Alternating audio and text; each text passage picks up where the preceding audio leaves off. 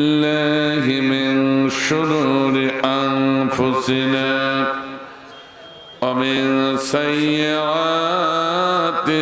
أعمالنا من يهد الله فلا مضل له ومن يضلله فلا هادي له ونشهد أن سيدنا وسندنا ومولانا محمدا عبده ورسوله الذي أرسله بالحق بشيرا ونذيرا إلى الله بإذنه وسراجا منيرا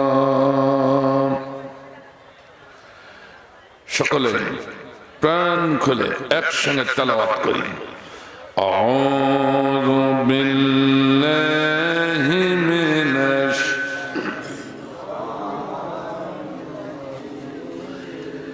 بسم الله الرحمن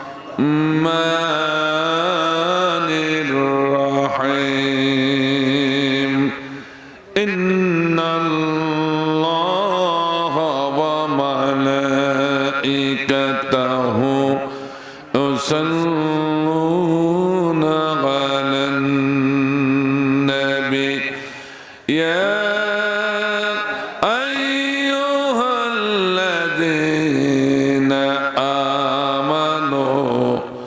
صلوا عليه وسلموا تسليما اللهم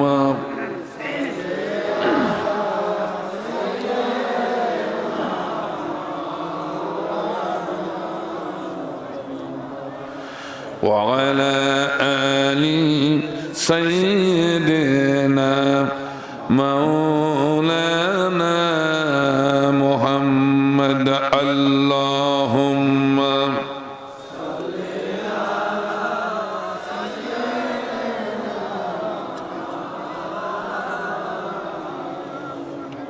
وعلى آل سيدنا مولانا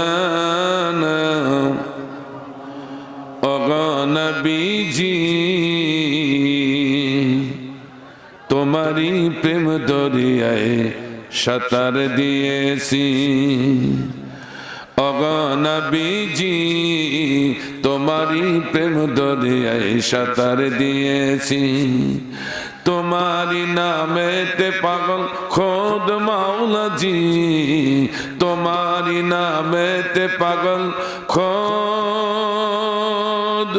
মাওলাজি তোমারি প্রেম দরিয়ায় সাঁতার দিয়েছি নবীজি তোমারি প্রেম দরিয়ায় সাঁতার দিয়েছি আল্লাহুম্মা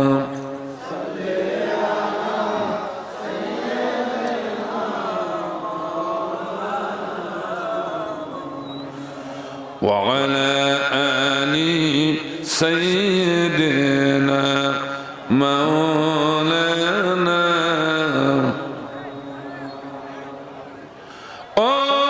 سمني में मौजिज़ थे समने में मौजिज़ थे हामिली कुरान होकर आजो जलील खबर होए तारिक कुरान होकर बलगल उलैबी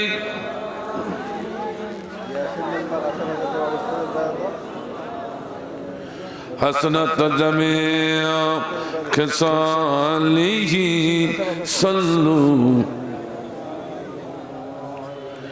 شجگیر مسلم মর্যাদা বান ছিল شجگیر مسلم মর্যাদা বান ছিল কোরআন মানার জন্যে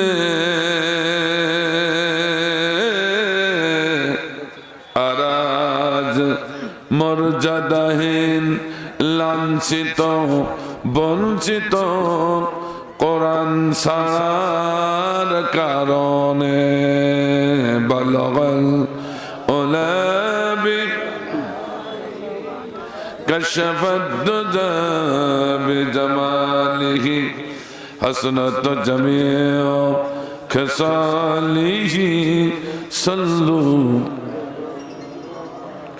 দুঃখ যদি দাও গো প্রভু শক্তি দিও তুমি সহিবার দুঃখ যদি দাও গো প্রভু শক্তি দিও প্রভু সহিবার হৃদয়টারে কবুল করো কোরআন হাদিস বুঝিবার বলগল ওলাবি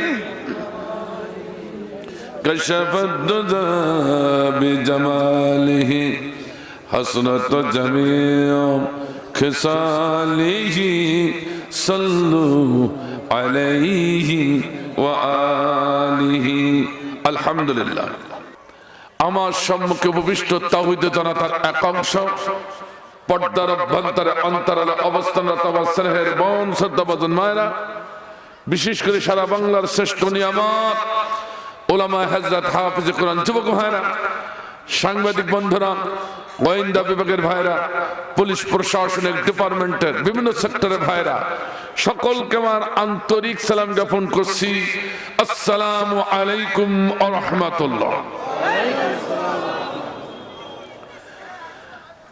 ইনশাআল্লাহ আপনাদের সহযোগিতা পেলে কোরআন মাজিদের একখানা আয়াত তারপরে যতদূর সম্ভব আলোচনা পেশ করব ইনশাআল্লাহ। যেহেতু যুবকরা নতুন এ পাশের ভাইদের চেহারা দেখা যাচ্ছে না, এ পাশের ভাইদের সেই অবস্থা। যিনি ডেকোরেটর আছেন তিনি তো নতুন না, তিনি তো পুরাতন। তুই আলো কি সাধারণ সাজাইছে গো, ওই পাশে চেহারা দেখা যায় না, এ পাশে না।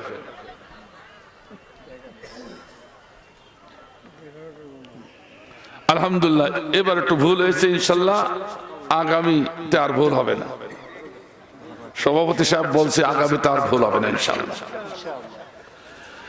আলহামদুলিল্লাহ অনেক ভাইরা দাঁড়িয়ে আছেন, ভাইদেরকে বলবো বাম পাশে দাঁড়িয়ে আছেন, পিছনেও দাঁড়িয়ে আছেন, বসার কি কোনো সমস্যা? জায়গা আছে, আপনার মেহেরবানি করে বসে পড়ুন। কারণ আমার ভাইরা যদি আপনি মুসলিম হন, অমুসলিম যদি কেউ থাকেন তারা দাঁড়িয়ে থাকেন, তাদের কোনো বাধা নাই। কিন্তু মুসলিম যদি হন আপনাকে কোরআনের মাহফিলে বসতে হবে, ঠিক কিনা? কারণ এটা তো ক্যাটরিনা কাইফের ড্যান্সের মঞ্চ নয়, এটা শাহরুখ খানের অভিনয়ের মঞ্চ নয়, এটা মমতাজ বুবুর গানের মঞ্চ নয়, এটা হলো আমার আল্লাহ ঘোষিত পৃথিবীর সর্বশ্রেষ্ঠ সমাবেশ, কোরআনী সমাবেশ। এটা আমার রাসূলের ঘোষিত রিয়াজুল জান্নাহ, জান্নাতের বাগিচা। এখানে দাঁড়িয়ে বিশৃঙ্খলা করে এগুলো শোনা যায় না, শৃঙ্খলা আদব রক্ষা করে সম্মান করে শুনতে হয়, ঠিক কিনা? আমার রাসূল বলেছে ডাইনে বামে সমস্ত জায়গাগুলো খালি রেখে সবাই বসে পড়ুন, দাঁড়ানো ভাইরা বসে পড়ুন। আর একটু জিকির লা ইলাহা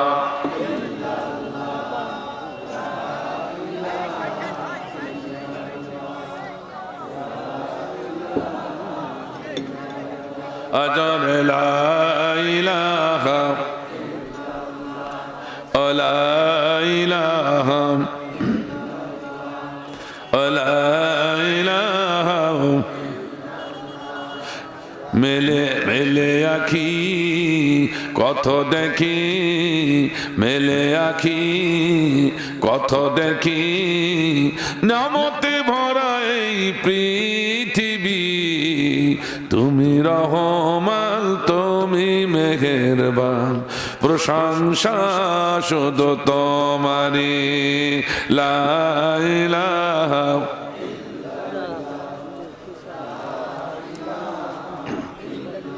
জরে লা ইলাহা, যেদিকে তাকায় মন ভরে না, নাম দেখি যার শেষ হয় না, যেদিকে তাকায় মন ভরে না, নাম দেখি যার শেষ হয় না,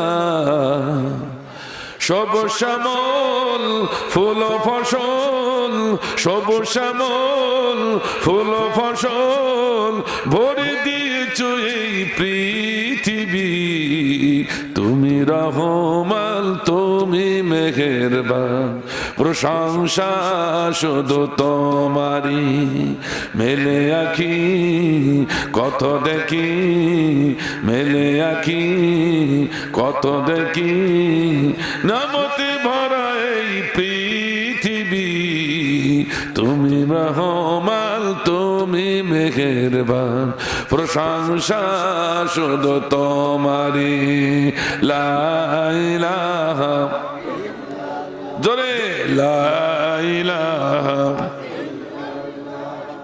লা ইলাহা, লা ইলাহা ইল্লাল্লাহু মুহাম্মাদুর রাসূলুল্লাহ সাল্লাল্লাহু আলাইহি ওয়াসাল্লাম। এখনো কিছু ভাইরা বসলো না, আর ওগুলো আমি বসাতে পারবো না। আমার আল্লাহ বলছেন, যারা কোরআনের কথা হাদিসের কথা শুনেও শোনে না, বুঝেও বোঝে না, দেখেও না দেখার ভান করি এড়িয়ে থাকে, আল্লাহ নবীকে ইজ্জত দেওয়ার এতটুকু মনোমানসিকতা যার নাই, ওটা হলো উলাইকা কাল আনআম, ওটা হলো চতুষ্পদ যন্ত্রের ন্যায়। আমি বললাম না, আল্লাহ বলল। একটু জোরে বলেন, কে বলেছে? তো ওগুলো আমার কথা শুনবে না, খামটি মেরে ছাগলের মতো দাঁড়িয়ে আছে। এটা হচ্ছে খামটিয়াটা জাত, ঠিক না? আমার ভাইজান, আপনি দেখবেন যখন টিপ টিপ করে বৃষ্টি পড়ছে, ওই সময় যদি আমার মা বোনেরা কুটার থেকে ছাগল টেনে বের করতে চায়, দেখবেন দুটো পা সম্মুখী দিয়ে পিছিয়ে ঝুলিয়ে থাকবে, দড়ি যত টানবে মাথা নাড়বে, বলে আমি কল্লা ছিঁড়ে যাবে, কুটার থেকে বের হবো না। কিছু এই জন্য ছাগলের এক নাম আছে খামটিয়াটা জাত। তেমনি মানুষের ভিতরে কিছু খামটিয়াটা জাত আছে, হুজুর যত কুরআন বলুক হাদিস বলুক জাগা ছাড়বো না, কথা খামটিয়াটা। ওগুলো আমি ওয়াজ করে কোনো কাম করতে পারবো না।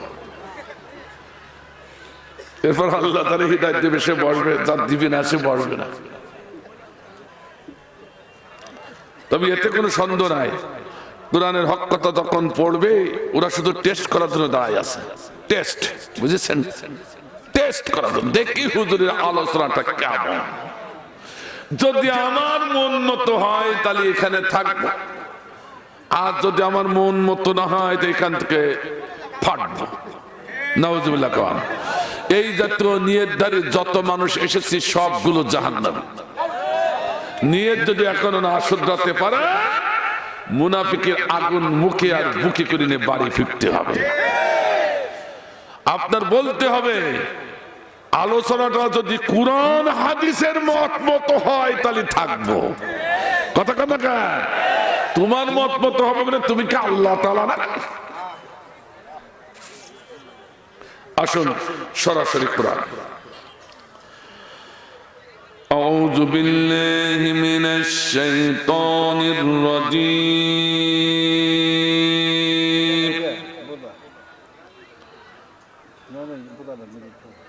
বিসমিল্লাহির রহমানির রহিম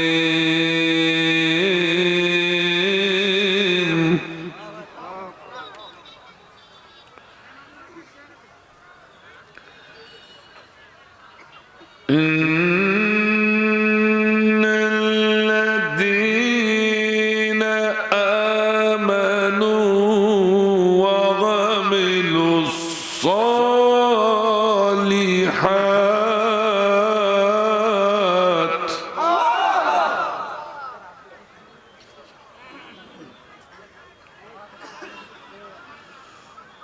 وعملوا الصالحات لهم جنات تجري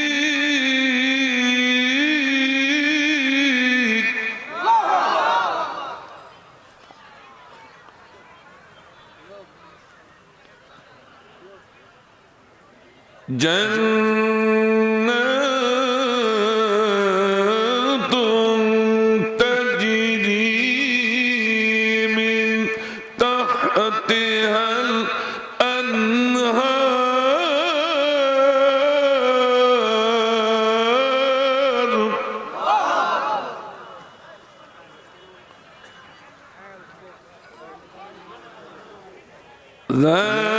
ذلك الفوز الكبير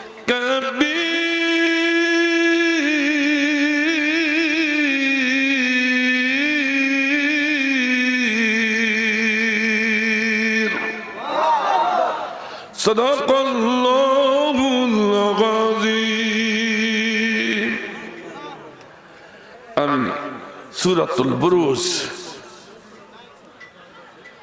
11 নম্বর আয়াত আপনাদের সামনে উপস্থাপন করেছি ইনশাআল্লাহ। এই আয়াতের পরে আলোচনা পেশ করে শেষ করব। আমার ভাইজান কণ্ঠ বসে গেছে একেবারে, আর কত কোলাবে,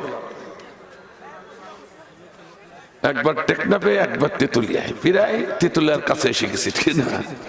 আর ওদিকে টেকনাফ, আর ওদিকে সুনামগঞ্জ, আর এদিকে আছে আমাদের বঙ্গোপসাগর। এভাবে এক মাথা ও মাথা দৌড়াতে দৌড়াতে আর কত কোলাবে। আলহামদুলিল্লাহ, তারপরও এভাবে কথা হবে ইনশাআল্লাহ। আপনাদের অসুবিধা নাই তো? সুর নাই দিতে পারলাম, সারা জীবন তো সুর শুনেছেন, ঠিক কিনা? আজকে নাই দিলাম, ভাঙ্গা কণ্ঠ দিলাম, অসুবিধা কি? আমি যে কোরআন এবং হাদিসের কথা বলি তাহলে শুনতে হবে, ঠিক কিনা? আমার ভাইজান, আল্লাহ বলছেন ইন্নাল্লাযীনা আমানু ওয়া আমিলুস সালিহাত, শেষে বলেছে যালিকাল ফাউজুল কাবীর। এবং এক নাই দুই নাই, এই আয়াত 87 জায়গায় আল্লাহ মহাগ্রন্থ কোরআনে উল্লেখ করেছেন। কত জায়গায়? একটু জোরে বলেন, কত জায়গায়? 87 জায়গায় উল্লেখ করে কি ঘোষণা করেছেন শুনুন।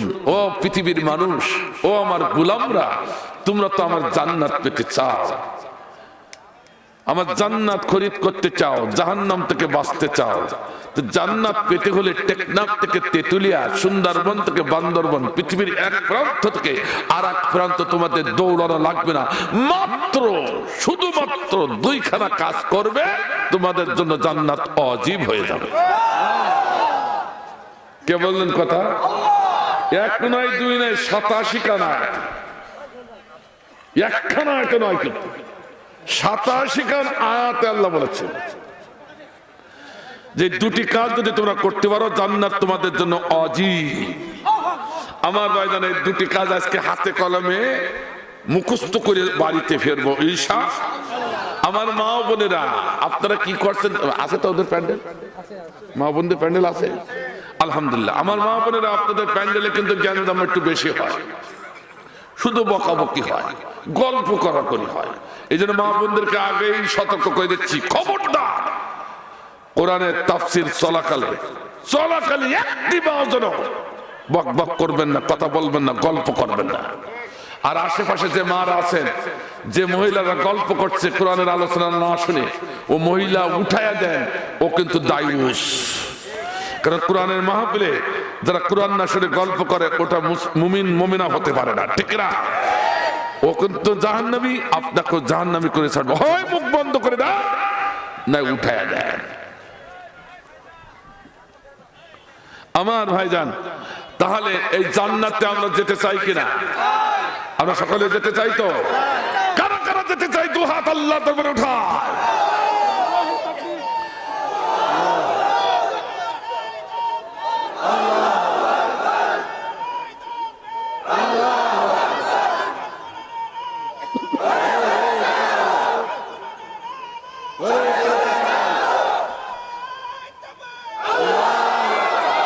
আলহামদুলিল্লাহ, হাত একটু উঁচু করে রাখেন। এরকম আওয়াজ দিয়ে কাজ হবে না। এ তো ভারতের নদী পার হয়নি এখন, আরো জোরে আওয়াজ দিতে হবে। রাজি আছেন? সমস্ত শক্তি কণ্ঠের কাছে এমন এক ঝাড় দেবেন, এক ঝাড়ের তগতি শক্তি যেগুলো থাকবে উঠে পড়ি দৌড়, আর মুমিন যেগুলো থাকবে কোরআনের মাহফিলে বসে যাবে। রাজি আছি?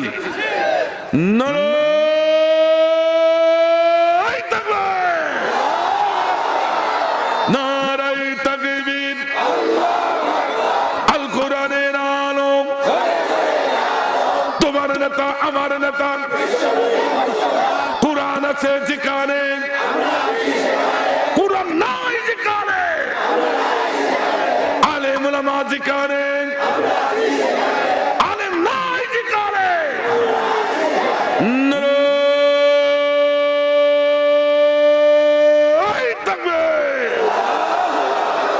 আরেকটু হাত উঁচু করো, আরেকটু হাত উঁচু করো। অনেকে মনে হাফ করেছেন, হাফ মুসলমান নাকি? আল্লাহ বলছে, ও কোরআনে মাহফিলে নরনারী, কথায় কথায় রাজপথে জীবন দিতে চাও তো মাল দিতে চাও না। বি আমওয়ালিকুম ও আনফুসিকুম, আগে মাল দাও তারপর জান দাও। যদি এটা কোরআনের কথা হয়, ঈমানি দায়িত্ব নিয়ে যার হাত তার পকেটে ঢোকান 5 মিনিটের জন্য। আরো ধর্মের কার পরে ঈমান আনতে হবে? আমাদেরকে আল্লাহর পরে ঈমান আছে। একটু জোরে বলেন। আছে তো একটু আসতে বলছেন কেন? ভয় লাগছে নাকি? আমরা কি আল্লাহর পরে ঈমান রাখি? অবশ্যই রাখি, ঠিক কিনা? আর দুই নম্বর কাজ হলো ওই ঈমানের উপরে ভিত্তি করে, ওই বিশ্বাসের উপরে ভিত্তি করে আমল করতে হবে। আল্লাহু আকবার। যাকে বলে আমলে সলে, অর্থাৎ নেক আমল। এই দুটি কাজ করলে আল্লাহ জান্নাত তার অবধারিত। সিল্লাতুল মারহাবা। আমার ভাইজান, আল্লাহ রাব্বুল আলামিন শুধু এখানে নয়, আল্লাহ রাব্বুল আলামিন অন্যত্র বলেছেন, কি বলেছেন? বিসমিল্লাহির রহমানির রহিম। ইন্নাল্লাযীনা আমানু ওয়া আমিলুস সালিহাতি লাহুম জান্নাতুন তাজরি মিন তাহতিহাল আনহারু যালিকাল ফাউজুল কাবীর। আল্লাহু আকবার বলেন। সূরাতুল 3 আল্লাহ বলছেন, ইল্লাল্লাযীনা আমানু ওয়া আমিলুস সালিহাতি ফালাহুম আজরুন গায়রু মামনুন। আল্লাহু আকবার। এমনি করে 87 আয়াত আল্লাহ একই কথা বলেছেন, বিভিন্ন কায়দায় কথাটা ঘুরি বলেছে। অর্থাৎ সব থেকে বড় সফল কম হচ্ছে যারা দুটি কাজ করবে, অর্থাৎ জান্নাত তাদের জন্য আল্লাহর কাছ থেকে ওয়াজিব হয়ে যাবে। চিল্লাই বলে মারহাবা। এখন আমরা অনেকে চিন্তা করতে, হুজুর আমরা বেশি গেলাম, কি বাঁচলাম? আমরা তো এসেছি আল্লাহকে ভালোবেসে কোরআনের মাহফিলে। আমরা মুসলিম, আল্লাহর উপর ঈমান এনেছি, আমরা বেঁচে গেছি, এবং সাথে সাথে আমরা আমলে সলেও করি, কারণ নামাজ পড়ি, রোজা রাখি, হাজও করি, ঠিক কিনা? তাহলে দুটো কাজ যখন আমরা পেয়ে গেছি, আমাদের জন্য জান্নাত ওয়াজিব হয়ে গেছে। এরকম অনেকে ভাবনা চিন্তা, ঠিক কিনা? কিন্তু সূরাতুল বাকারা আল্লাহ আবার কি বলেছে শুনুন, ওয়া মিনান নাসি মান ইয়াকুলু আমান্না বিল্লাহি ওয়া বিল ইয়াউমিল আখির ওয়া মা হুম বিমুমিনিন। আল্লাহু আকবার বলেন। আল্লাহ নবীকে ডেকে বলেন, নবী হে, তোমার সম্মুখে যখন ওরা আসে, ওরা কথা বলছেন না, ওরা যখন আসে বলে, ও নবী আমি তোমাদের দলে, অর্থাৎ আমি ইমানদার। কিন্তু আল্লাহ বলছেন, নবী হে, তোমার সম্মুখে যারা এসে বলে ইমানদার বলে ঘোষণা করে, ওরা আসলে মুমিন না, ওদের ভিতরে অধিকাংশ সব বেঈমান। কথা কার? সূরা বাকারা করে দেন, কে বলেছেন কথাটা? তাহলে আমার শুনুন, নবীর সম্মুখে যারা এসে হাজিরা দেয়, তাদের ভিতরে এরকম মুনাফিক অসংখ্য, ঠিক কিনা? তাহলে এদেশের নায়েবে রাসূল কুরআনের পক্ষের মানুষের সম্মুখে যারা হাজিরা দেয়, তার ভিতরে এই মুনাফিক গুলো আছে কিনা? আরো জোরে বলেন, আছে কিনা? আরো জোরে বলেন, আছে কিনা?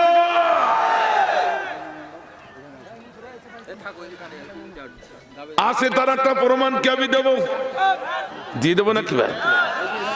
আমরা সবাই মুসলমান দাবি করি, মুমিন দাবি করি। 95% মুসলমান বাংলাদেশে, অথবা 90% মুসলমান বাংলাদেশে। যে দেশে 90% মুসলিম ইমানদার, সে দেশে নবী রাসূলরা কোনোদিন নির্যাতিত হতে পারে না।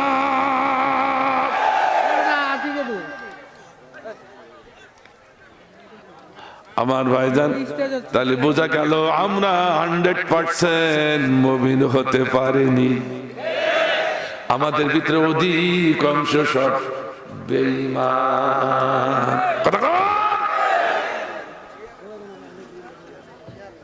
অনেকে চিন্তা করতে, হুজুর কথা তো মিললো না, মিলাই দেব তো, ঠিক কিনা? মিলাবার জন্য তো এসেছি, কথা কন না কেন? 12 পৃষ্ঠা অঙ্ক কষাকষি করবেন, পরে দেখবেন না উত্তর মিলল কি মিলল না, এরা আবার কারা? এই বড়গুলো সব পিছনে দিয়ে, ছোটগুলো সামনে দেশ। 12 পৃষ্ঠার অঙ্ক কষার পর দেখতে হবে উত্তর মিলেছে কিনা। উত্তর যদি মিলে যায় 100 নম্বর পেয়ে যাব, আর উত্তর যদি না মেলে 12 পৃষ্ঠার অঙ্ক 0 হয়ে যাবে। এটা বুঝবেন, দুনিয়া বুঝবেন, আখিরাত বুঝবেন না, কুরআন বুঝবেন না, এটা তো হতে পারে না। আমার বাজান, ইমানদার বলে দাবি করবেন, পূর্ণ জীবনে মুমিন বলে দাবি করবেন, ওর উত্তর মিলানো লাগবে। উত্তর যদি মিলে যায় তাহলে আপনি মুমিন। আর 12 পৃষ্ঠার অঙ্ক কষাকষি করে 60 বছরের জীবনে ইবাদত কষাকষি করে যদি উত্তর না মেলে, তাহলে বুঝতে হবে সব বেঈমান।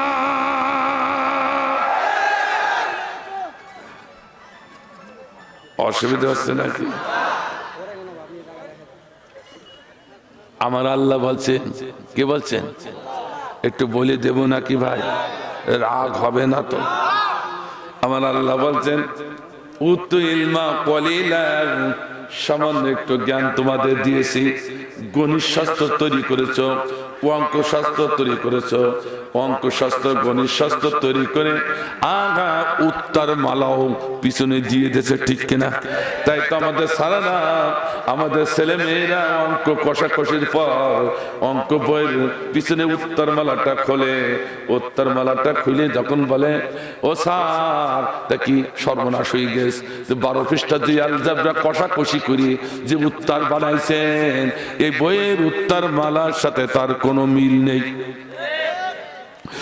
ওই স্যার যদি সত্যিকার স্যার হয়, জ্ঞানী স্যার হয়, অঙ্ক বিশেষজ্ঞ হয়, তখন বলবে, আমার ছেলে, আমার মেয়ে, আমার ছাত্র, একটু অপেক্ষা কর, 12 পৃষ্ঠা অঙ্ক অঙ্ক কষাকষির ভিতরে নিশ্চয় কোন জায়গায় ভুল হয়ে গেছে, যার কারণে অঙ্কের উত্তর মিলে নাই, ঠিক কিনা? কথা ঠিক আছে তো? আর যদি কেউ বলে উত্তর মিলিন তাই কি আমি যা করেছি ওইটাই রাইট, তাহলে কি হবে? কথা বলেন না, কেউ হবে? ওকে নম্বর পাবে। আল্লাহ বলছে, ও পৃথিবীর মানুষ, সামান্য জ্ঞান দিছি, অঙ্ক শাস্ত্র তৈরি করে তার পিছনে উত্তরমালা দিতে পারলে আমি আল্লাহ অত নির্বোধ না, আমি আল্লাহ অত অবুঝ না। আমি আল্লাহ ইবাদত নামক, নামাজ নামক, ইবাদত নামক এই প্রশ্নগুলো তোমাদের জীবনে ফিট করে দিয়ে আমি তার উত্তরমালাও দিয়ে দিয়েছি। সুবহানাল্লাহ, সুবহানাল্লাহ বলেন, আর সুবহানাল্লাহ। আকিমুস সালাহ ওয়া আতুজ যাকাত, সমাজে নামাজ কায়েম করো। কথা কার? তোমার সমাজে নামাজ কায়েম হইল কি হইল না, এই যে নামাজ নামক অঙ্কটা তোমার 12 বছর জীবনে, 60 বছর জীবনে ফিট করে দিয়েছি, একবার কেন উত্তর মালা খুলে দেখলে না আমার নামাজ হচ্ছে কিনা, ঠিক কিনা? কথা তাহলে উত্তর মালাটাকে বলিয়ে দেব বলে, তাহলে ও 60 বছরের নামাজি ভাই, ও 20 বছরের নামাজি ভাই, ও 80 বছরের নামাজি ভাই, আপনার জীবনের নামাজ পরিপূর্ণ হলো কিনা, নামাজ কায়েম হইল কিনা, 60 বছরের নামাজ কষাকষিতে সঠিক হলো কিনা, আল্লাহর উত্তর মালা একটু মিলায় দেখো। উত্তর মালার সাথে যদি মিলে যায় আপনার 60 বছরের নামাজ সঠিক হয়েছে, আর যদি না মেলে বুঝতে হবে 60 বছরের জীবনে কোথাও ভুল আছে।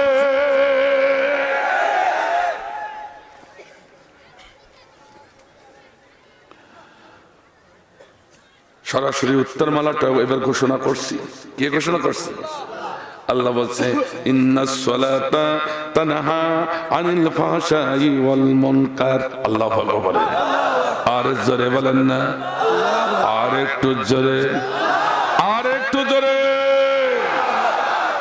আল্লাহ বলেন, যে ব্যক্তিতে, যে পরিবারে, যে সমাজে, যে রাষ্ট্রে নামাজ কায়েম হবে, ওই ব্যক্তি, ওই পরিবার, ওই সমাজ, ওই রাষ্ট্রে অশ্লীল ব্যবহার, জিনা, ব্যভিচার, সুদ, ঘুষ থাকবে না। কথা কার? একটু জোরে বলতে হবে। ও নামাজি ভাই, ও হাজি সাহেব, ও পীর সাহেব, হুজুর, আপনাকে জানতে চাই, আপনার 60 বছরের বয়স জীবনে নামাজ কায়েম করে ফেলেছেন, আপনার বাড়িতে কি অশ্লীল ব্যবহার আছে কিনা, আপনার সমাজে আছে কিনা, আপনার রাষ্ট্রে আছে কিনা? যদি থেকে থাকে তাহলে বুঝতে হবে এই সমাজে নামাজ এখনো কায়েম হয় নাই। আমি সে ভুলটা শাহাদাত আঙ্গুল দিয়ে দেখাবো। রাজি আছেন? রাজি আছেন? কিন্তু তার আগে যাই, আমরা আসলে ইমানদার হতে পেরেছি কিনা দুটি কাজ করতে হবে। তার একটা, প্রথমটা আছে ইমান, ঠিক কিনা? ঠিক কিনা আমার ভাইজান? ইমান যদি প্রথমে না আনা হয় তাহলে কোনো লাভ, কোনো লাভ। একটা গণিতিক হিসাব একটু শুনে নেন। ইমান প্রথম, তাহলে প্রথম যখন ইমান এনেছি 1 বসালাম, এইবার আছে আমলে সলে, ঠিক কিনা? নামাজ পড়লাম, একটা শূন্য বসালাম, আহা রোজা রেখেছি, একের পরে আর একটা শূন্য বসালাম, এইবার হাজ করেছি, আহা একের পরে আর একটা শূন্য বসালাম। তাহলে একের মান বাড়ছে না কমছে? একটু জোরে বলেন, একের মান বাড়ে না কমে? কিন্তু আপনার ইমানই নাই, কি না? এখনো ইমান আনতে পারেনি, যত আনেছেন তো ভঙ্গ ইমান। তাহলে তো 1 বলবে না, কি বলবে? 0। এর কথা বল না। ইমান যেহেতু নাই, প্রথম 0 বসেছে। আপনি যত ভালো ভালো কাজ করুন, সবার একটা 0 বসাতে বসাতে যাবেন। লক্ষ 0 বসালে সব 0-র মান শূন্য হয়ে যাবে, কারণ ওর প্রথমে 1 নাই। কথা বলেন ঠিক না? আমার ভাইজান, বড় কষ্টের বিষয় একটু বলতে হয়। আমার সমাজে খতিবগুলো সাড়ে 4 লক্ষ মসজিদের 4.5 লক্ষ খতিব, এই খতিবগুলো কত সুন্দর করে নামাজ ভঙ্গের কারণ দেখায়, শিখায়, হজ ভঙ্গের কারণ শিখায়, রোজা ভঙ্গের কারণ শিখায়, কিন্তু একটাও খতিবেরও দেখলাম না তারা বসে বসে মুসলমানদের মুসল্লিদের ঈমান ভঙ্গের কারণ শিখাচ্ছে। তা শিখায় না। কথা কন না কেন? এই কথা বলেন না কেন? কারণ কি? নামাজ যদি ভঙ্গ হয়ে যায়, কোন একটা আরকান ছুটে যায়, সিজদা দিলেও সঠিক হয়ে যায়, ঠিক কিনা? কিন্তু ঈমান ভঙ্গ হয়ে গেলে তার জন্য জান্নাত চিরতরে হারাম হয়ে যায়। নামাজের কোন অংশ ভঙ্গ হয়ে গেলে জান্নাত হারাম হয় না, রোজার কোন অংশ ভঙ্গ হলে জান্নাত হারাম হয় না। ঈমান যদি ভঙ্গ হয়ে যায়, জান্নাত চিরতরে হারাম হয়ে যায়।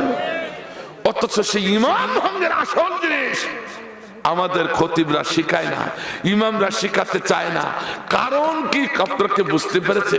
কারণ আমি বুঝেছি, বলিয়ে দেব নাকি? কারণ ঈমান ভঙ্গের কারণগুলো যদি সমাজের লোককে শিখাতে যায়, অনেক নেতা নেত্রী অসন্তুষ্ট হয়ে যাবে। মসজিদের কমিটি অনেক সদস্য অসন্তুষ্ট, আর মসজিদের কমিটি যদি অসন্তুষ্ট হয়, পরের দিন ইমামতি নাও। কথা বুঝতে পারছে? কথা বুঝতে পারছে? এ দোষ কিন্তু এদেশের চেয়ারম্যান, মেম্বার, এমপিদের না, এ দোষ হচ্ছে আমাদের। ইমামতি টিকায় রাখার জন্য এই গোপন করে যাচ্ছে। ঠিক আছে বলো, একটু রাগ করলো নাকি? খতিব বলো কিছু কিছু উঠবেই, ওটার মতো হচ্ছে। দেখেন কোনটা ওঠে আজকে, ছাড়াছাড়ি নেই কাউকে। আমার ভাইরা, বিশ্বাস করুন আর না করুন, এদেশের এমপি, এদেশের মিনিস্টার, এদেশের চেয়ারম্যান, এদেশের মেম্বারদের দোষ দিয়ে কোনো লাভ নাই। তারা তো মাদ্রাসার বারান্দায় 20 বছর লেখাপড়া করে না, তারা তো বড়কাল তাফসীর দেখে না, তারা তো সিয়াসত তার হাদিস দেখে না। সিয়াসত তার হাদিস, বড়কাল তাফসীর 20 বছর ধরে মাদ্রাসায় লেখাপড়া করেছে এই দেশের খতিবগুলো। কথা কন না কেন?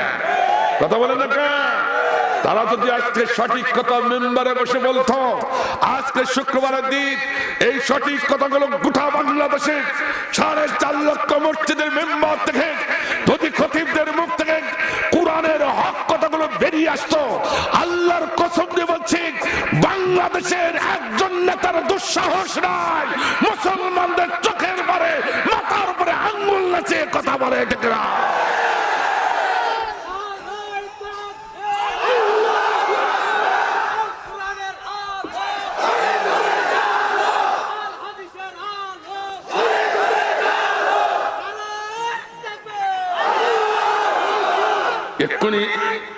এক্ষুনি ঈমান ভঙ্গের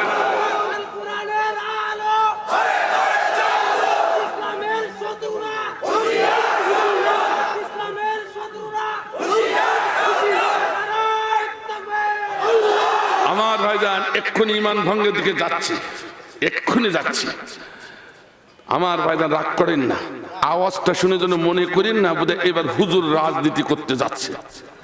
ও ভাই, আমি রাজনীতি করব কেন বলেন? এই জায়গায় একটা মেম্বারের নমিনেশন পেপার সাবমিট করার ক্ষমতা আমার নাই। আমি কেন রাজনীতি করব? করলে আমার সভাপতি করুক, করলে আমার এই নেতাগুলো করুক, এই নেতাগুলো করুক। ঠিক কিনা? কথা কন দেখেন। শুধু তাই নয়, বাংলাদেশে এখন ঠেলাঠেলি গুতুগুতি, 2 লিঙ্গে, পুলিঙ্গ আর স্ত্রীলিঙ্গ, 2 লিঙ্গে ঠেলাঠেলি গুতুগুতি এমন তুফান তুলেছে, তখন তৃতীয় লিঙ্গ এসে ঠেলি উঠেছে। তৃতীয় লিঙ্গ কারা? হিজড়া, যাদের সমাজে কোনো দাম নেই। কথা কথা ওরা বললো, ওরে বাবা, ওরা এত দামি, আর আমাদের কোনো দাম নেই, আমরা ঠেলি উঠবো। ঝিনাইদা দিয়ে দেখেন, ঝিনাইদা ডিস্ট্রিক্ট, ঝিনাইদা একটি ইউনিয়নে চেয়ারম্যান পদে দাঁড়াইছে এক হিজড়া, বিপুল ভোটে পাস। তার পার্শ্ববর্তী যিনি পাস করেছেন তার জামানাতও বাঁচেনি। সে হিজড়ার যে রাজনীতি করার ক্ষমতা আছে আমার তাও নেই। এই কথা কেন কেন এখানে হিজড়ার যে ক্ষমতা আছে আমার তাও নেই। আমি এখানে কেন রাজনীতি করতে যাব? আমি যদি দুটি কথা বলি কোরআন হাদিসের জন্য বলছি, অনুরোধ করে বলছি, আমি কারো করে আক্রোশ করে বলছি না, আবেদন করে বলছি, আবেদন করছি, নিবেদন করছি। কারণ এই কথাগুলো হক কথাগুলো যদি আমি না বলি আল্লাহ বলছে বক্তা তোরে তক্তা করে দেব। এই নেন তার কড়কড়ি দলিল, ইন্নাল্লাযীনা ইয়াকতুমুনা মা আনজালাল্লাহু মিনাল কিতাব ওয়া ইয়াশতারুনা বিহি সামানান কলিলা উলাইকা মা ইয়াকুলুনা ফি বুতুনিহিম ইল্লান নার। যে খতিব, যে মুফতি, যে মুহাদ্দিস, যে বক্তা, যে কুতুব জনগণের ভয়ে, নেতাদের ভয়ে কোরআনের হক কথা গোপন করে ওখান থেকে টাকা নিয়ে খায়, আল্লাহ বলে কিছু খায় না, সরাসরি দোজখের আগুন গেলে। ঠিক করে যারা বলো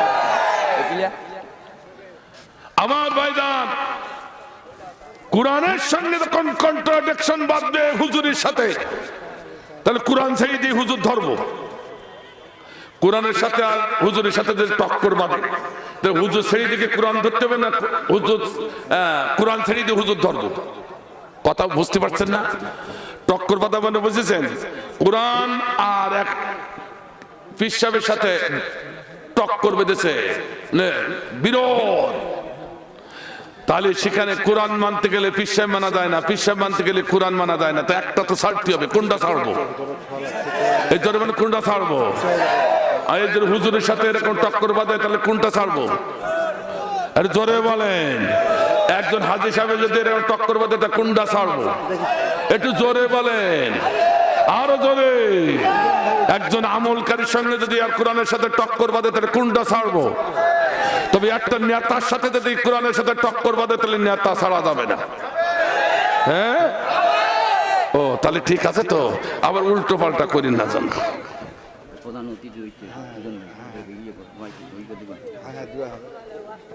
আমাদের প্রধান অতিথি সুজন ভাই এমপি সাহেবের ছেলে আসছে। আচ্ছা আসো, স্টেজে আসো। আমার ভাইজান, তাহলে অসুবিধা হচ্ছে? কাজে আওয়াজ শুনে যেন মনে করেন না আমি রাজনীতি করছি, ঠিক কিনা?